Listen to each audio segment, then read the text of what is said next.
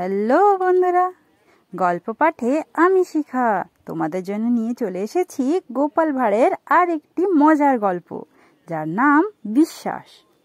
গোপাল যাচ্ছে শ্বশুর বাড়ি। মাথার উপর গনগনে সূর্য। গরমে অতিষ্ঠ হয়ে গোপাল এক গাছের নিচে বিশ্রাম নিতে বসল।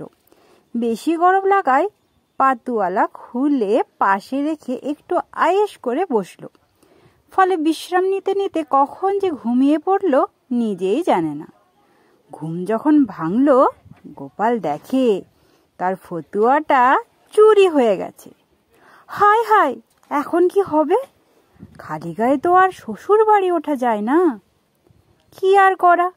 সে হাঁটতে হাঁটতে মনে মনে বলতে লাগলো, হে ভগবান, রাস্তায় অন্তত 10টি মুদ্রা যেন কুড়িয়ে পায়, তাহলে 5 মুদ্রায় আমার জন্য একটা ভালো ফতুয়া কিনতে পারি, আর তোমার জন্য 5টি মুদ্রা মন্দিরে দান করতে পারি।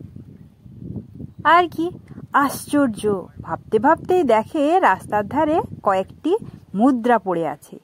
খুশি হয়ে উঠল গোপাল। গুনে দেখে 5টি মুদ্রা।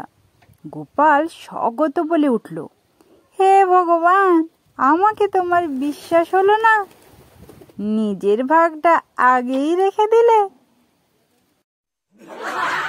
বন্ধুরা, এরপর আসছে পরবর্তী গল্প। সেটি শোনার জন্য তৈরি আছো তো? তাহলে চলো পরবর্তী গল্পটি শুরু করি। গল্পের নাম মুখে প্রস্রাব। গোপাল বিয়াই বিয়ানের সাথে বেড়াতে গিয়ে এক ঝোপের আড়ালে প্রস্রাব করতে বসেছে। বেয়াই বললে, গোপাল, উত্তর দিকে মুখ করে প্রস্রাব করছো?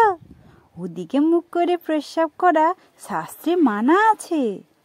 আবার বেআইন বলে, দক্ষিণ দিকে মুখ করে প্রস্রাব করাও শাস্ত্রে মানা।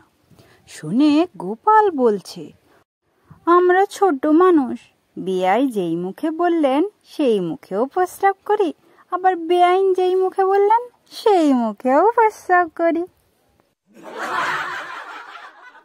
তো বন্ধুরা, এই মজার মজার গল্পগুলি তোমাদের কতটা আনন্দ দিয়েছে কমেন্টে লিখতে ভুলো না। আর এইরকম মজার মজার গল্প শোনার জন্য চ্যানেলটিকে সাবস্ক্রাইব করে পাশে থেকো, আর পরবর্তী গল্পগুলি শুনতে থেকো।